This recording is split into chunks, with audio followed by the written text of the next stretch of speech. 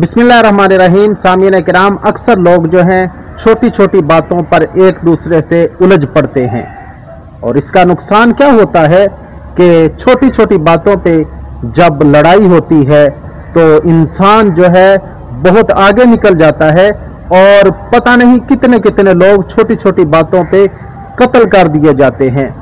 अज़ीज़ान गिरामी, ये ज़ुबान जो है ये बड़ी अल्लाह रब्बुल इज़्ज़त की नेमत है, लेकिन अगर इसको सही तरीके पर चलाया जाए।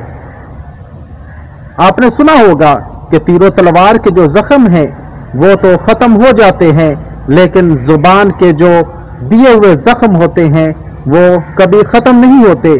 और आपने ये भी सुना होगा और बहुत ही मशहूर बात है कि अल्फाज की कोई कीमत नहीं होती, लेकिन अगर ये ज़ुबान से गलत निकल जाएं तो ये बहुत महंगे पड़ते हैं।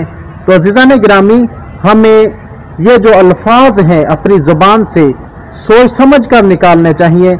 जब भी किसी से कोई बात करें तो अच्छी बात करें। अगर आपको कोई अच्छी बात या भलाई वाली बात नहीं आती तो आपके लिए बेहतरी ये है कि आप खामोशी इख्तियार करें।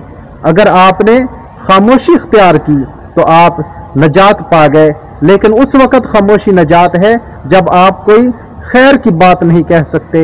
लेकिन अगर आपको कोई खैर की बात आती है तो वो लाजमी है कि वो आप मजलिस में करें, लेकिन हो खैर की। अगर शर की बात हो तो उसको ज़ुबान से निकालने से बेहतर ये है कि आप खामोश रहें।